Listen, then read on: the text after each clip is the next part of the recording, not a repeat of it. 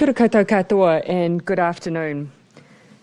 Today I'm joined by Professor David Skegg, the chair of our COVID-19 Public Health Advisory Group, to update on decisions made by Cabinet on isolation requirements for people entering New Zealand. Over the past week of the pandemic, we've seen a rapid change, going from 2,365 cases a day to over 14,000 today. As the pandemic is evolving, so too is our response. We are now in phase 3 of our Omicron plan, and that means we have changed how people are tested, with widespread rapid antigen testing now our main form of test. We've narrowed isolation requirements to only those sharing households. We've altered our contact tracing system to focus on high-risk exposures and focused care in the community to those most in need of support through their isolation period. We've also changed the way we are doing things at the border. At the beginning of February, we set out our plans for reopening. We said two important things at the time. We said that as case numbers increased, the impact of new cases at the border would be less pronounced. You'll remember that when we shared our reopening plans, we had less than 150 COVID cases a day. Allowing people to enter New Zealand with no self-isolation at that time would have had a dramatic impact. And so to my second point, we set out that we would actively monitor the need for and value of self-isolation. The strong advice from our public officials at that time was that we still needed it to manage our way through Omicron, but that they expected there was a not too distant future where that would no longer be the case. And so now, a few short weeks later, we've asked our experts to take another look and received that advice back at 4 p.m. yesterday. That advice is being released this afternoon, and rather than repeat it myself, I'll take the opportunity to hand over to Professor David Skegg, who will now speak directly to the advice that he has provided to Cabinet. Professor Skegg, welcome. Thank you, Prime Minister. The committee I'm chairing is an independent group of scientists and doctors, and we were asked, as you say, to advise on the continuing need for self-isolation of travellers arriving from overseas. Of course, we've been studying the course of this pandemic, both globally and within New Zealand, very carefully. The MIQ system has been a crucial factor in New Zealand's remarkable success so far in responding to COVID-19. But in a very short period of weeks, the pattern of risk in New Zealand has shifted dramatically. The proportion of arriving travellers who are infected has declined, and the incidence of COVID-19 infections in our community has massively increased, as we had to expect. So given the rapid change in risks posed, we believe it's now appropriate to drop the requirement for self-isolation of fully vaccinated travellers after they arrive in New Zealand. This could apply both to returning New Zealanders and to tourists when borders are open more generally. We do recommend that arriving travellers should be tested, either at the airport or within 24 hours of arrival. Those who return a positive test should be managed in the same way as people in New Zealand who become infected with this virus.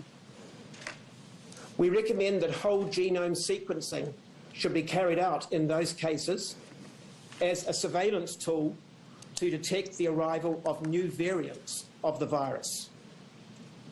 I think it's important for us all to remember that this pandemic is not over, or nearly over. The virus continues to mutate, and personally, I'll be surprised if we're still talking about the Omicron variant by the end of the year. And Prime Minister, I think people have a copy of our report, and I'll be happy to answer any questions later. Thank you, Professor Skegg. As a result of the advice that Professor Skegg has spoken to briefly this afternoon, I can announce today Cabinet has agreed that from 11:59 p.m. Wednesday the 2nd of March, vaccinated travellers entering New Zealand will no longer need to self-isolate. That means from this Wednesday, Kiwis and eligible travellers arriving from Australia will no longer need to self-isolate for 7 days. In making this decision, we have carefully balanced other factors. The first is that our borders are still gradually opening. Our staged reopening remains, which will help stagger the impact on our current outbreak, and I'll speak to that in a moment. The second is that testing will remain critical, as Professor Skegg has set out. And so we will still require every traveller to undertake a rapid antigen test on the day they arrive and on day 5, 6. All positive rats must be registered and followed up with a PCR test. This is different to the advice for those currently in the community who test positive with a rapid antigen test, who don't need a PCR follow-up. And that's because our border will be the first place we'll see any new variants. And so we need to keep whole genome sequencing these results so we know what strains of the virus are entering the country. All incoming travellers, of course, will also still be required to undertake a pre-departure test before they get on a plane. Our managed isolation facilities will remain in place for some. All unvaccinated travellers will still need to enter MIQ. We have, though, asked for advice on whether this requirement needs to remain going forward in the future. And while we still face a global pandemic, MIQ is a useful tool for us to have available, even if it is not used at the scale we have seen in the past. And finally, to the question of phasing of our border reopening. You'll remember that we set out 5 steps for travellers coming to New Zealand between the end of February and October. The first group is New Zealanders coming from Australia, which started today. The second group, Step 2, is made up of returning Kiwis and eligible critical workers from the rest of the world and was scheduled to start from the 13th of March. Today I can confirm that New Zealanders in Step 2 will now be able to arrive from 11:59 p.m. this Friday, March 4, and in line with today's decision will not need to self-isolate. Due to immigration processes, other non-New Zealanders who are part of Step 2, such as working holiday visa holders and RSC workers, will still be eligible to arrive from the 13th, but will not, as I say, have to isolate. Now, as for the remaining steps, which include other visa holders in April, Australians and visitors from visa waiver countries by July, and all others from October, Cabinet will shortly consider bringing these steps forward. The advice from our experts is that getting over the peak of Omicron should be factored into this timing and those decisions. But as a result of the decision taken today, I can assure you now that as we open, all vaccinated travellers who test negative on arrival with a rapid antigen test will be able to immediately enjoy New Zealand and all it has to offer and not have to self-isolate. I know this will be welcome news to the members of our team overseas, eager to travel home to see loved ones as soon as possible. We can't wait to see you. It's also a huge milestone for our tourism sector and regional economies. New Zealand has achieved so much over the last few years. Our successful elimination of COVID saved lives. Our economy is delivering record low unemployment and growth higher than many. And our high rate of vaccination means we can make decisions like today's, knowing we have a strong blanket of protection against the virus. And as I've said many times through this pandemic, New Zealand has and will continue to forge our own path and strategy. But caution has served us well. As we continue to move through the Omicron outbreak and peak, we will continue to remove restrictions when advised it is safe to do so. And today, that is what we have been told, and so that is what we are doing. We're now both happy to take questions. I will just take up front COVID-related questions, and then for other items, we'll take them after so that we can release Professor Skegg from the podium, as it were. Yeah, Jason. Could you give us even some sort of indication as to when the changes around the tourism phase might come in? Can we expect an announcement before the summer period in the Northern Hemisphere, for example? Yeah, look, we'll be looking to make sure that we give make those decisions in a timely way so that planning can be undertaken. We know that's critical for our tourism sector, it's critical for our airlines. But the early feedback, and again, we want this to be more formal, but the early feedback from our experts is, look, we are still in the middle of this peak. We are still waiting to reach the peak. At the moment, welcoming home New Zealanders will have a minimal impact, but we do want to be careful about tens of thousands of travellers in a week right when we're managing this part of the outbreak. But Professor Skegg, I'm aware that you've not formally met to discuss this advice, but perhaps you might have some views on that as well. Well, thank you, Prime Minister. Yes, I think it is sensible for us to be quite cautious at the moment because we haven't reached the peak. The next few weeks are going to be very challenging for New Zealand. We don't know exactly how things will pan out. So we certainly wouldn't want tens of thousands of people coming in at the moment. But obviously, I think later in the year, there will be the opportunity to welcome tourists, hopefully more quickly than we envisaged. And that will partly be a matter of safeguarding health. And also, of course, there are all sorts of economic issues as well. And just a quick follow-up for Dr. Skegg. You said that it would be unlikely that at the end of this year that we'd be talking about the Omicron variant. Is that because you think that there was another variant that could become more prevalent? Yes, of course there are already several variants of Omicron and the virus is replicating massively around the world, so we must expect that more variants will arise. They'll only displace Omicron if they're more transmissible than Omicron is, and Omicron's pretty infectious. But, I mean, the view of most experts in evolutionary virology, and that's not my field, do expect that new variants will arise this year, and any one that displaces Omicron could be more or less virulent. So we just need to maintain that caution. It could be that we're facing later in the year a new threat. We hope not. We hope that any new variant will be less virulent than Omicron and we'll be able to consign this to history. And that's why, just to close it off, yes, the evidence suggests now we can safely make these alterations to our border, but we are also looking to enhance the surveillance we have at our border as well. So that's where that whole genome sequencing of all positive cases, we are exploring our ability to have closer proximity of testing that allows PCR at our border. We are looking at that, and we will continue to maintain an MIQ network of sorts. These are measures that sensibly need to be in place as we continue our journey through this pandemic.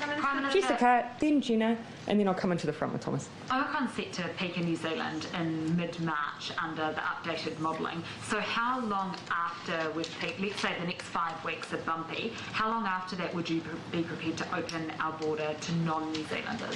What we are expecting is it's likely that Auckland will peak first and give us a signal as to what we can expect for the rest of the country. But things are tracking more rapidly than modellers first anticipated. So we're looking at perhaps as early as mid-March, as you say, possibly even a touch earlier for that peak to be reached. Looking then as to what that then allows us to do in terms of other decision making, we've already said that once we have come through the peak, we're coming down the other side. We've seen our hospitalisations become more regular. We've seen that our health system is on a more stable footing. That will enable us to make further changes to our restrictions, but also continue to consider the opening up of our border. Should you have done this a couple of days ago? If you'd asked for Professor Skegg's advice, should we have had this in place already? So you'll have seen that we've moved very quickly, considering, of course, that we always said when we reach a point where our cases are at a point where incoming cases from New Zealanders arriving will have less material impact, that's when we'll be ready to move. We moved to that place within the space of essentially 6 or 7 days. In that space, we received the advice that the timing was right. It came through on Sunday. Cabinet considered on Monday, and it will be enacted on Wednesday. I've asked for that advice earlier. We would have had to therefore anticipate. We would have been asking our experts to project forward without actually having the situation in front of us. So, you know, I think what this demonstrates is every time we have seen a significant change in the pandemic, we're moving very rapidly to safely adjust what we do at the same time. Gina. A couple of plane loads of Kiwis have landed in New Zealand from Australia already. And I welcome them. Do they have to do the full week? No, they don't. So they will not. You're right, we expect several thousand over the course of this week. There'll be, at best, potentially a few thousand who may need to isolate for 48 hours. But no, beyond 11:59 on Wednesday, no one will be required to self-isolate any further. Did you actually need expert advice to tell you that the risk at the border is not as high as it once was, now that we have tens of thousands of cases in the community? The thing that has gotten us through this pandemic has been our desire to integrate the best possible advice from our public health experts, our infectious disease specialist and our epidemiologist. Yes, we're experiencing Omicron now, but that will not be the last variant we experience. We want to make sure that as we change our settings at the border, we do it in a really careful and well-managed way. So it was important to us to get the most up-to-date advice before making that decision. Professor, is there anything you wanted to add on that? Well, I would just... I mean, they're essentially asking whether or not your advice was necessary. You might have a view on that. Well, no, I shouldn't give an opinion on that. But all I can say is, if you had asked for our advice 2 or 3 weeks ago, we would probably have given a different answer. So, this has developed very rapidly. And you'll see in the report that one of our members was actually thinking we should wait a little bit longer. So I don't think this is something that could have been entertained a month ago. Jessica, the conversation to commission the advice was Wednesday, so actually we did ask. We've just got to give the group time to then give the advice. The numbers went up though on that Monday. So if it had been commissioned straight away, I'm just thinking before the weekend and before this first lot of Aussies came through. Well, I guess the point that Professor Skegg is making is if you'd asked us too early, we would have got different advice. The possibility of MIQ returning for a future variant, is that still on the table? Sorry, what was that? Is this the end of isolation for incoming travellers? Or we will retain MIQ, and we will have to work through how we do that in such a way that allows us to scale it up should we need to, but have some capacity available. And look, there's a range of reasons why immediately it is still useful to us, but in the future as well, as Professor Skegg has said, we can't make an assumption that any future variant will be less severe than this one. And if there is a variant that is to overtake Omicron, it would need to be more transmissible and it may well be more severe. But we'll let Professor Skegg speak to that. Yes, well, that summarises it well, Prime Minister. How do you imagine keeping the MIQs? I mean, will you just keep some hotels on the government books? Like, are you going to carve it? Yeah, we're working through some of the advice on the nature of that network, but what we've considered to date is the possibility of having some facilities which we may have used already, which may become part of our permanent network, versus whether or not we have lease arrangements as well. So we're working to finalise what that will look like. But keeping in mind, of course, we're moving our MIQ systems quite quickly here. Those that are in MIQ at the moment be let out? Yes, they will. Yep. So today there are 150 people that are immediately eligible for self-isolation, of course, and they'll only need to do that through till midnight Wednesday. So yes, those individuals are released from today. And the ones that will come in over the course of the week will be let free on Friday? Yes, correct. Absolutely correct. Does this mark the end of self-isolation? Like, are you not going back to the way you've moved on from lockdowns? Have you now moved on from border restrictions? Usual caveats. Here we are making these decisions in light of the experience we're having and the evidence we have.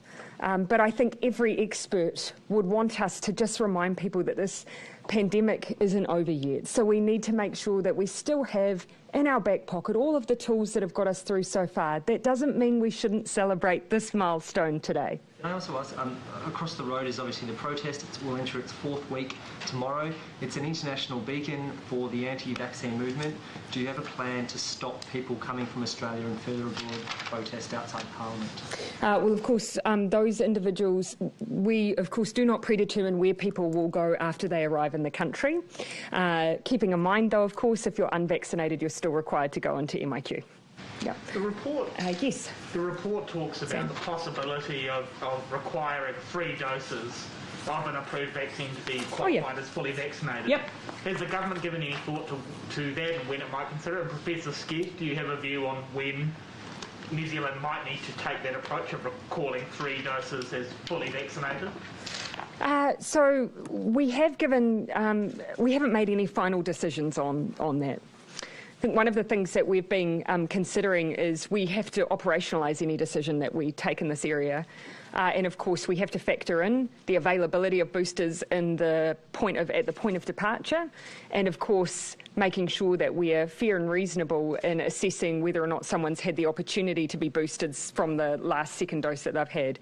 It's quite difficult to operationalise, but we have given it consideration and we haven't taken a final view. Professor Skegg? Thank you. And Prime Minister, we didn't recommend that. We just noted that it's something that needs to be considered in the future. And I guess today, all I'd be saying is I would really encourage all New Zealanders over 18 to get their booster if they haven't had it already. Yeah, absolutely. And we are seeing the impact of boosters right now. You know, you look at our hospitalisations, 5 in ICU. There is no question boosters are making a difference in New Zealand, no question at all. Claire?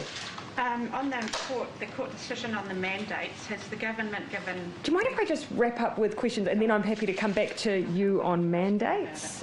Other questions that involve Professor Skegg? Yeah, Justin. Sorry, Claire, we won't be long on that. I just wanted to ask what he thinks about the mandates. Oh, do you? Oh, forgive me. I thought you just wanted a thought on the High Court decision on what we do on it. Professor Skegg, on mandates generally? Yeah, whether they're still necessary or useful. Oh, that's something that we've been asked to look at in the next few weeks, and we haven't finished that discussion yet, but we will be reporting to the government in a few weeks' time. So we commissioned from Professor Skegg's group a range of issues that we'd like consideration of. This one we asked them to prioritise. We also asked them to consider all of the other settings that we have in place and the role that they'll play in the future of our pandemic management. Because you remember we talked about the fact that as we come down the peak, we'll look to remove some of those measures. So we've asked for the view of our advisory group on those. On tourism, there's been this view that if you remove MIQ, the tourists will just come. You just said yourself, tens of thousands of people. Is there any evidence that there are tens of thousands of tourists that are just waiting to come to New Zealand? So it's very hard to estimate or to predict what will happen to the behaviour of tourists in the aftermath of a pandemic which has swept the globe. So the earliest indications or comparison we could make probably would be Australia. They're in the early days of their reopening, so we maybe want to give it a bit more time.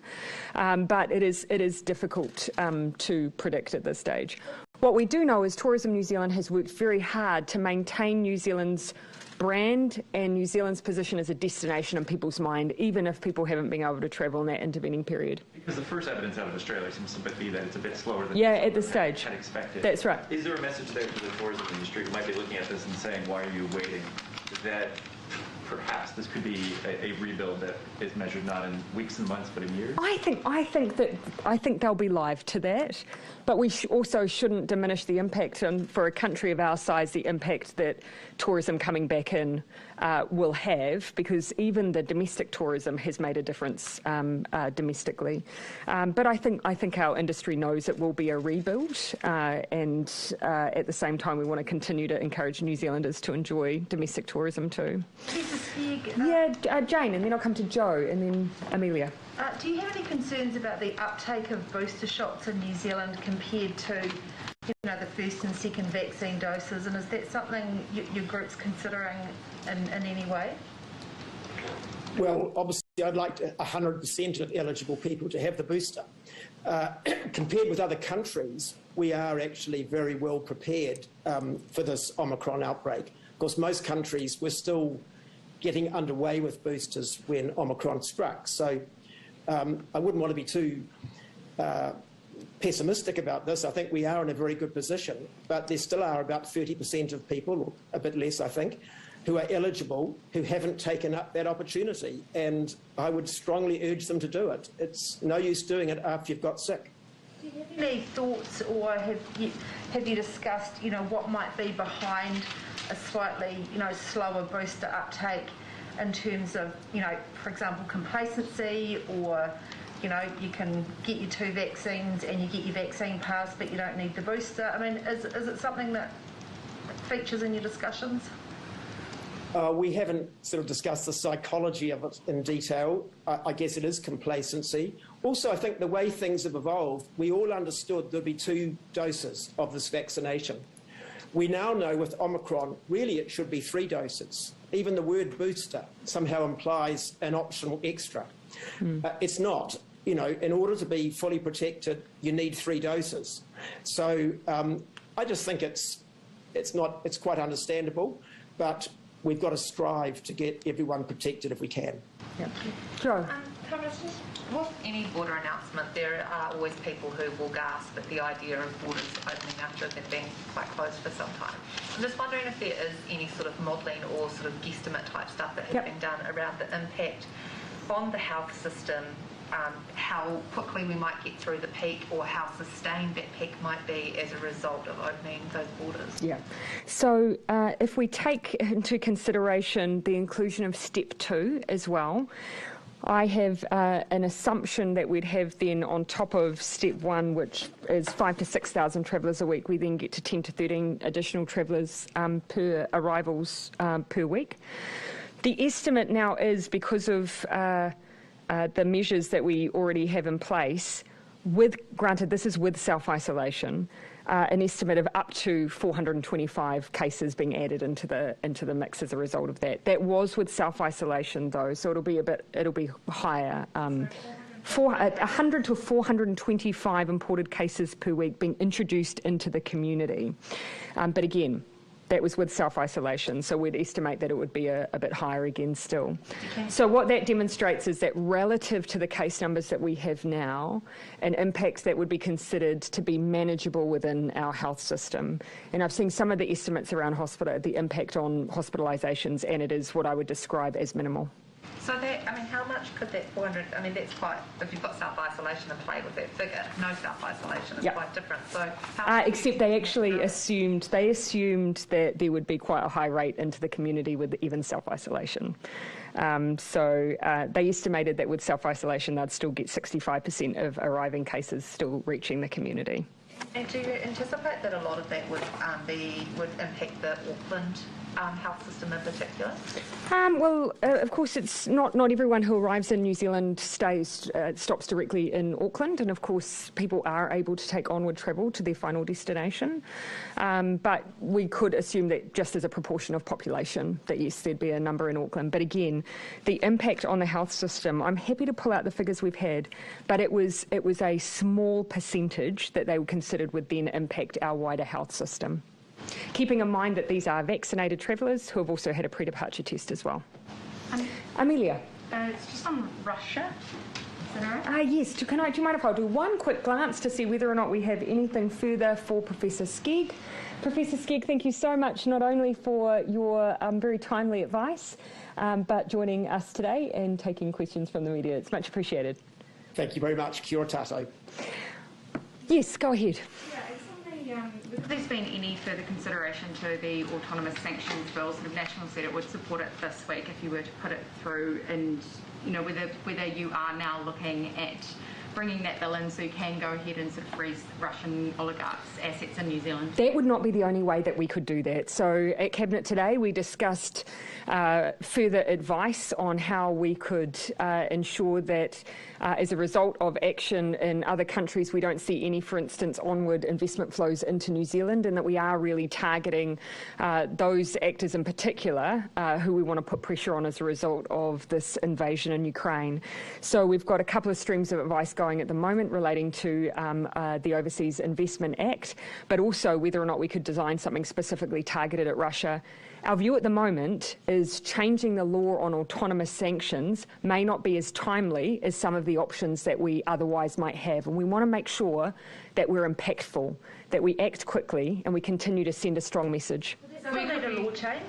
Yeah, depending on what you do. For the OIO, no, which is why we're looking really closely at what our ability might be there, because of course we have a national interest test within that regime, so seeking advice on that as quickly as we can. So it could be that Yeah, so it could be that sort of this week even that we could see some of those assets in New Zealand frozen? I hope to, well, sorry, no, this would be about incoming investment. But we are seeking further advice on whether or not there are other things that could be done in this space.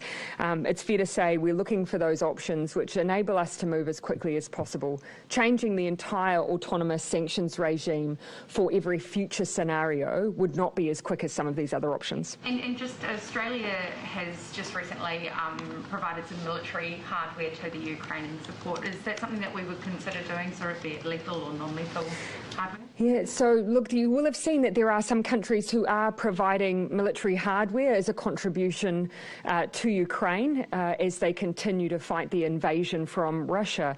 The scale of our armed forces means that the kind of equipment that is immediately being offered to Ukraine is just not something that we currently have available, nor at the scale that Ukraine necessarily would require. Instead, of course, you'll see that we've put our effort in stopping any potential export into the Russian military, and also, critically, being amongst the first to be committing to humanitarian aid to support the efforts to look after Ukraine, those from the Ukraine who are moving into the surrounding area. It's just that we don't have enough helmets or vests to spare to send them. Look, I think it's not surprising that the likes of the UK, Germany and Australia, with the size of their armed forces, have in their reserves the kind of equipment that Ukraine is seeking very quickly.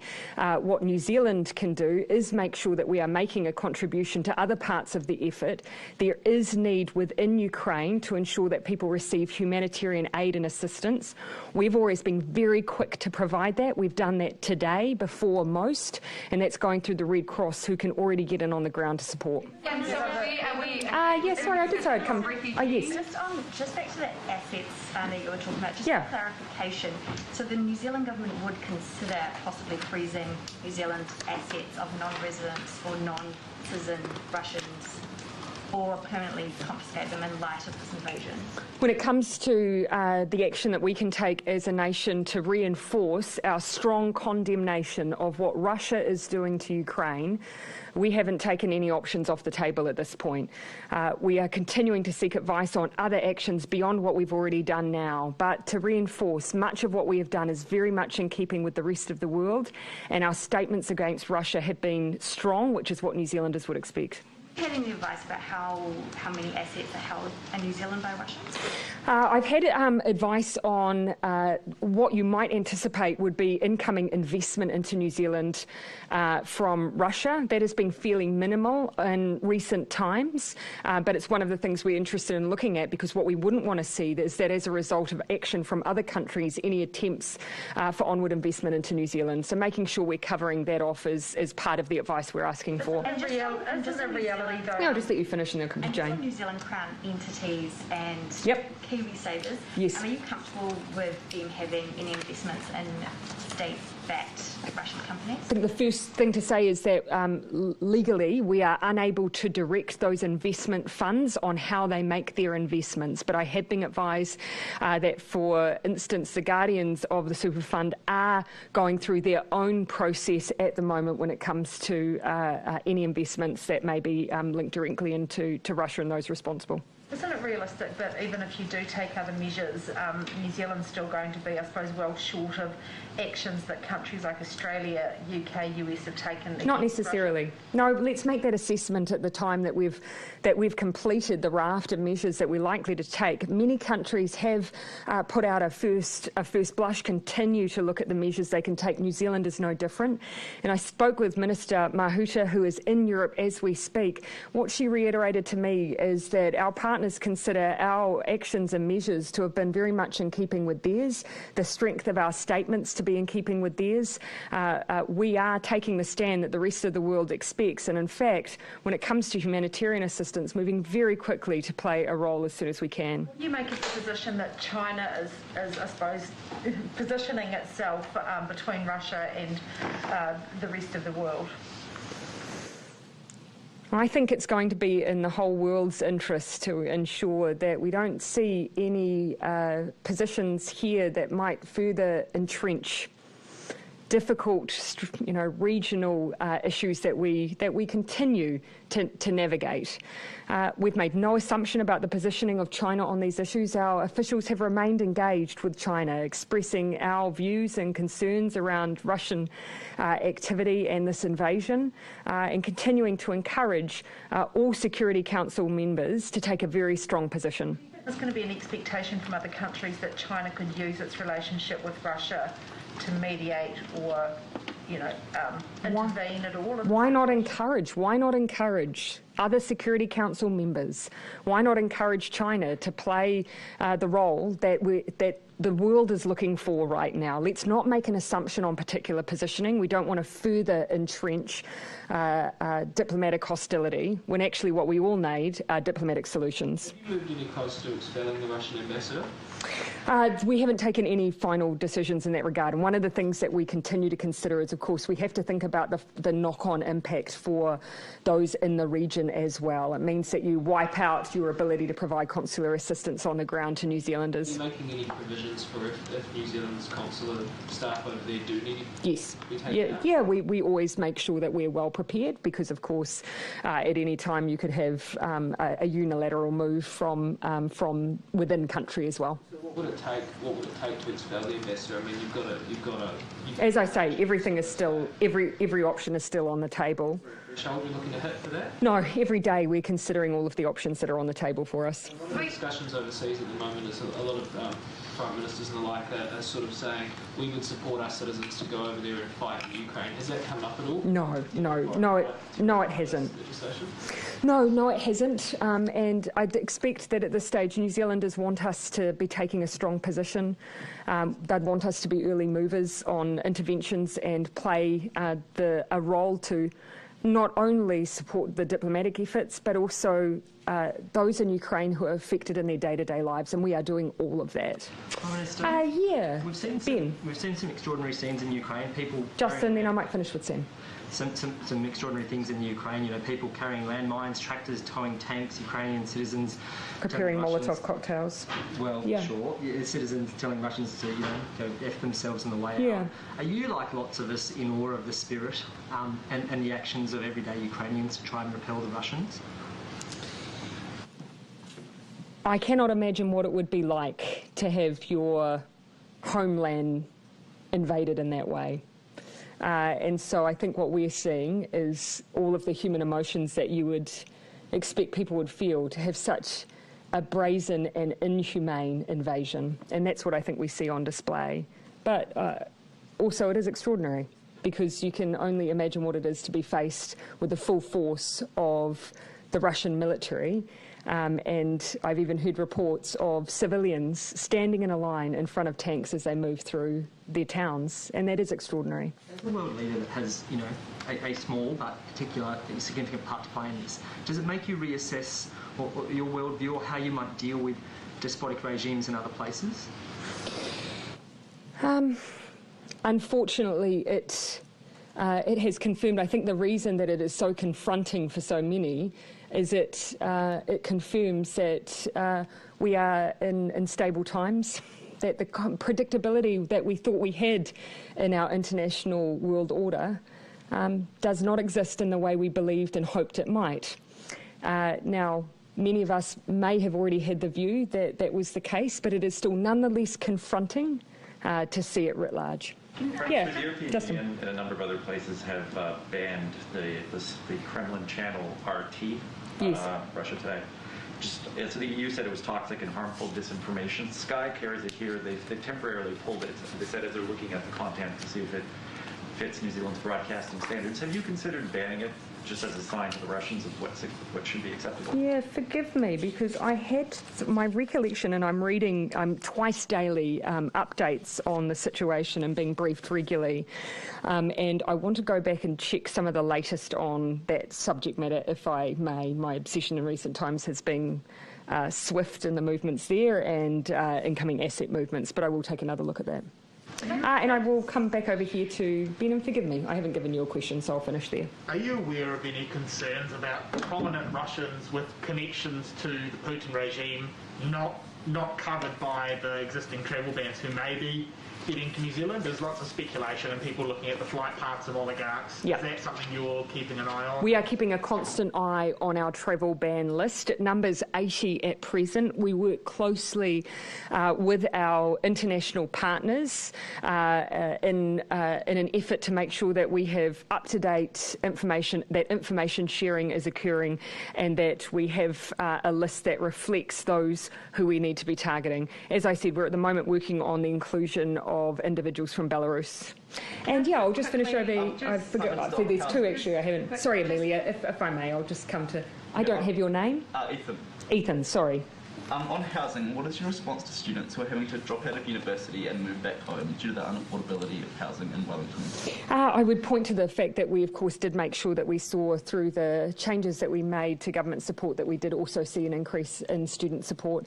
And, of course, we expect the adjustments that will be made to government support to have a positive impact for them.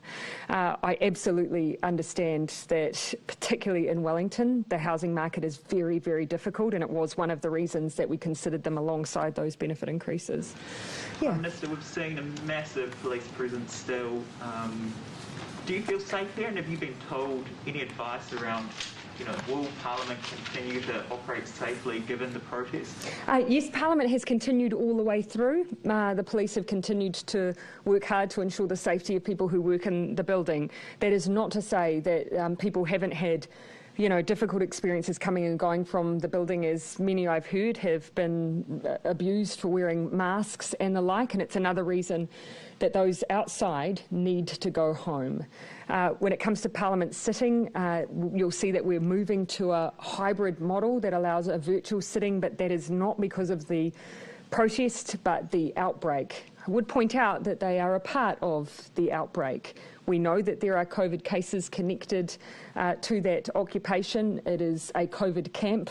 I would encourage no one to venture down to that area because it is well documented now that COVID cases have come from it. Okay, and do you have any concerns? Sorry, do you have any concerns? Have you received any advice about potential Russian cyber attacks in wake of retaliation? Look, cyber attacks have been something that we have anticipated throughout this conflict. In the lead up to, during, and the aftermath, it should absolutely be an expectation of the world that this will be part of the MO of Russia, because it has been in the past. And Claire, I'll finish with you. I had the answer to the first question I was trying to ask before, which was whether or not the government's looking at appealing the...